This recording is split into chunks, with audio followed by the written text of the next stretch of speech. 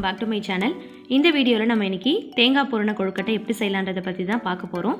கடைகளில் விக்கிற மாவு பயன்படுத்தி ரொம்ப சாஃப்ட்டான ஜூசியான எவ்வளவு நேரம் ஆனாலும் மெத்து இருக்கிற மாதிரி கொழுக்கட்டை எப்படி ரொம்ப ஈஸியான மெத்தட்ல செய்யலாம்ன்றத நான் ஸ்டெப் பை ஸ்டெப்பா உங்களுக்கு சொல்லியிருக்கேன். சோ அதனால வீடியோவை நீங்க ஸ்கிப் பண்ணாம ஃபுல்லா பார்த்தா தான் புரியும். சோ ஸ்கிப் பண்ணாம ஃபுல்லா பாருங்க. கொழுக்கட்டை அச்சு பயன்படுத்தி 3 விதமான டிசைன்ல நம்ம இந்த கொழுக்கட்டை இன்னைக்கு செய்ய போறோம். சோ இதுதான் நீங்க ஃபர்ஸ்ட் டைம் நம்ம சேனலை பார்க்கறீங்கன்னா இப்பவே கீழ தெரியுற ரெட் கலர் சப்ஸ்கிரைப் பட்டனை கிளிக் பண்ணி இப்பவே நம்ம சேனலை சப்ஸ்கிரைப் பண்ணி வெச்சுக்கோங்க.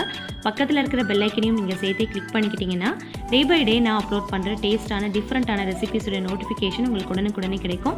நீங்களும் மிஸ் பண்ணாம பார்க்கலாம். சோ வாங்க फ्रेंड्स இந்த ரெசிபி எப்படி செய்யலாம்ன்றதை இந்த வீடியோவை பார்த்து தெரிஞ்சுக்கலாம். ஃபர்ஸ்ட் கொழுக்கட்டை செய்யிறதுக்கு மேல் மாவு நம்ம ரெடி பண்ணிக்கலாம்.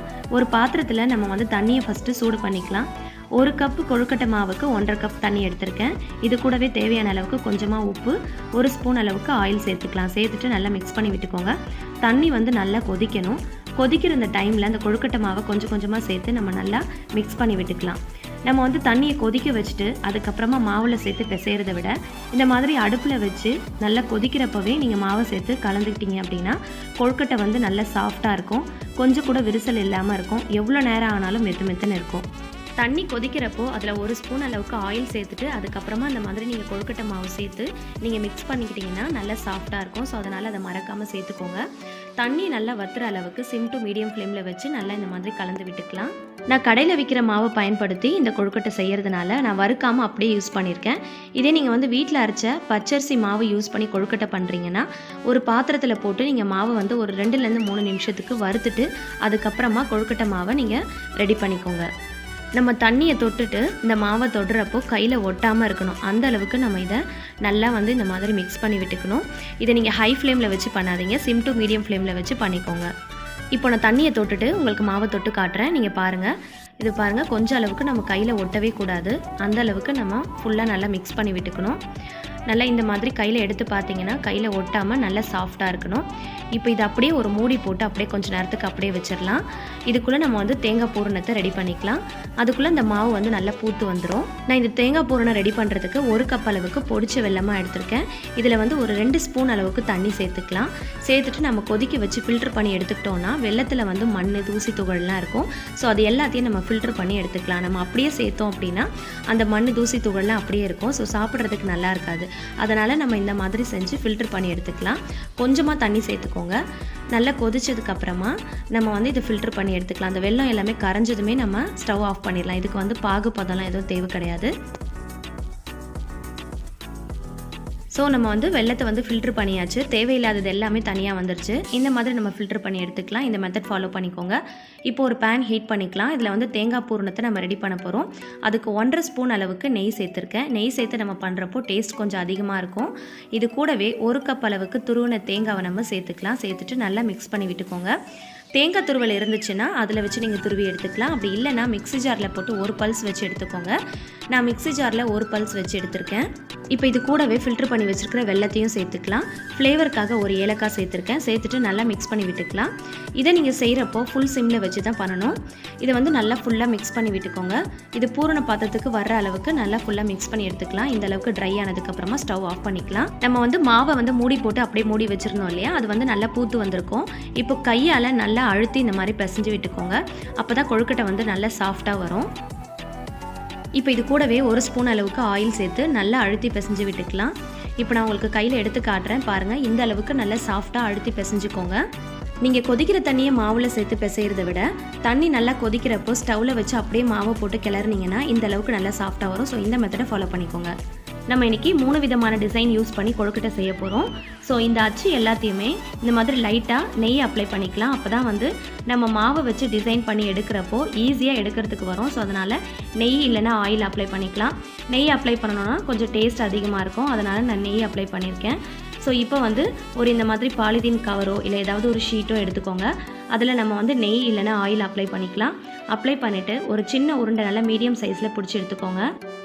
நம்ம யூஸ் பண்ண போகிற அச்சுக்கு ஏற்ற மாதிரி நம்ம மீடியம் சைஸில் மாவு உருண்டையாக பிடிச்சி இந்த மாதிரி லைட்டாக தட்டி விட்டுக்கோங்க. அதுக்கப்புறமா ரொட்டி பரட்டுற கட்டையை வச்சு இந்த மாதிரி லைட்டாக ப்ரெஸ் பண்ணி இந்த மாதிரி நல்லா பரத்தி விட்டுக்கலாம்.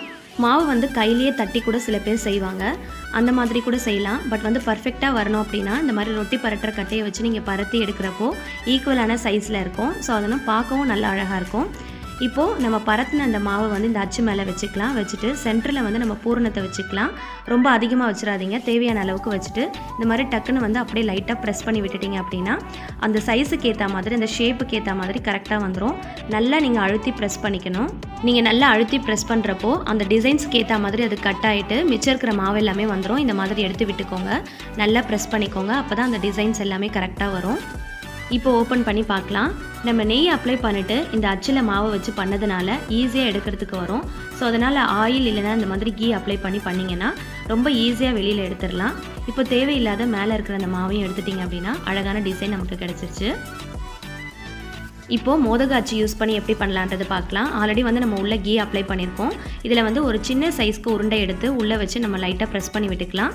எந்த விரலில் நீங்கள் ப்ரெஸ் பண்ண போகிறீங்களோ அந்த விரலில் லைட்டாக கீ அப்ளை பண்ணிக்கிட்டீங்க அப்படின்னா ஒட்டாமல் இருக்கும். அந்த உள்ளே அந்த ஷேப்புக்கு ஏற்ற மாதிரி நீங்கள் உள்ளே லைட்டாக அப்படியே ப்ரெஸ் பண்ணி விட்டுட்டிங்கன்னா அது ஆட்டோமேட்டிக்காக அதுவே ஃபிட் ஆயிரும். ஸோ அந்த ஷேப்புக்கு ஏற்ற மாதிரி அதுவே கரெக்டாக வந்துடும். ஸோ இப்போ நல்லா வந்து இந்த மாதிரி லைட்டாக ப்ரெஸ் பண்ணி விட்டுக்கலாம். இப்போது அதுக்குள்ளே தேவையான அளவுக்கு பூரணத்தையும் ஃபில் பண்ணிக்கலாம். பண்ணிவிட்டு கொஞ்சமாக மாவு எடுத்து அடியில் வந்து நல்லா டைட்டாக க்ளோஸ் பண்ணி விட்டுக்கோங்க. இந்த மாதிரி நல்லா ஃபுல்லாக வச்சு நல்லா டைட்டாக க்ளோஸ் பண்ணி விட்டுக்கோங்க.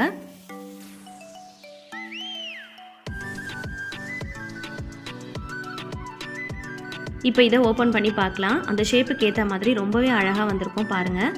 ரொம்பவே ஈஸியான மெத்தட் தான் இது. இந்த மாதிரி நீங்கள் பண்ணிங்கனாலே ரொம்ப சூப்பராக வந்துடும். இதே மாதிரி நம்ம எல்லா மாவுலையும் டிசைன் பண்ணி எடுத்துக்கலாம். இந்த மாதிரி நீங்கள் அச்சு வாங்கி யூஸ் பண்ணிக்கிட்டீங்க அப்படின்னா உங்களுக்கு வேலையும் ஈஸியாக முடிஞ்சிடும். எல்லாமே பார்க்குறதுக்கும் ஒரே மாதிரி ஈவனாக அழகாக இருக்கும். சீப் அண்ட் பெஸ்ட்டாக எல்லா கடைகள்லையுமே நமக்கு இந்த மாதிரி அச்செல்லாம் கிடைக்குது. ஸோ அந்த மாதிரி வாங்கி வச்சிட்டிங்க அப்படின்னா வேலை வந்து உங்களுக்கு ரொம்ப சுலபமாக முடிஞ்சிடும். இப்போது எல்லா மாவுலையுமே நம்ம டிசைன் பண்ணி எடுத்துக்கலாம். நான் எல்லாத்தையுமே உங்களுக்கு காட்டியிருக்கேன். ஸ்கிப் பண்ணாமல் பார்த்தீங்கன்னா தான் உங்களுக்கு புரியும். ஸோ ஸ்கிப் பண்ணாமல் ஃபுல்லாக பார்த்து தெரிஞ்சுக்கோங்க. இப்போது நம்ம 2 டிசைன் எப்படி செய்யலான்றதை பார்த்தோம். இப்போ 3ஆவதாக ஒரு டிசைன் எப்படி செய்யலான்றதை பார்க்கலாம். அதுக்கு வந்து நம்ம மாவு வந்து பரத்தி எடுத்திருக்கேன். இது வந்து 3ஆவது டிசைன் வந்து பார்த்திங்கன்னா கொஞ்சம் பெரிய லெவலில் நம்ம பண்ணுற மாதிரி இருக்கும். ஸோ நீளமான ஷேப்பில் பரத்தி எடுக்கிற மாதிரி இருக்கும். பரத்தி எடுத்துகிட்டு நம்ம சென்டரில் வைக்காமல் இது வந்து ஸ்கொயர் ஷேப்பில் இருக்கிறதுனால மிடில் வச்சு பூரணத்தை ப்ரெஸ் பண்ணுற மாதிரி இருக்கும். நம்ம வந்து பூரணத்தை ஃபில் பண்ணுறப்போ ஒவ்வொரு அச்சில் ஒவ்வொரு மாதிரி ஃபில் பண்ணுற மாதிரி வரும். ஃபஸ்ட்டு யூஸ் பண்ணுற டிசைனில் பார்த்திங்கன்னா நீங்கள் வந்து சென்டராக வைக்கிற மாதிரி இருக்கும். அடுத்து மோதக அச்சில் வந்து மிடில் வந்து பண்ணுற மாதிரி இருக்கும். இந்த அச்சு வந்து பூ டிசைன் மாதிரி ஸ்கொயர் ஷேப்பில் இருக்கிறதுனால மிடில் வச்சு பண்ணுற மாதிரி இருக்கும். ஸோ ஒவ்வொரு டிசைனுக்கு ஏற்ற மாதிரி நம்ம வந்து பூரணத்தை வச்சு ஃபில் பண்ணுற மாதிரி இருக்கும்.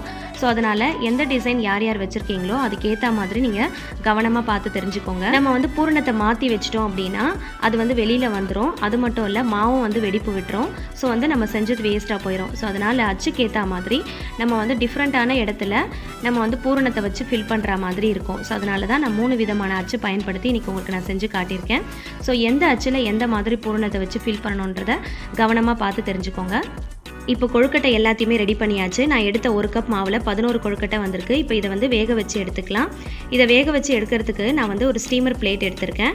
ஸ்டீமர் பிளேட் இல்லை அப்படின்னா நீங்கள் இட்லி பிளேட்டில் கூட வச்சு வேக வச்சு எடுத்துக்கலாம். இதில் வந்து லைட்டாக கீயோ இல்லை ஆயிலோ அப்ளை பண்ணிக்கோங்க. நான் வந்து கீ அப்ளை பண்ணியிருக்கேன். கீ அப்ளை பண்ணதுக்கப்புறமா கொழுக்கட்டை எடுத்து இந்த பிளேட்டில் அடுக்கி வச்சுக்கோங்க.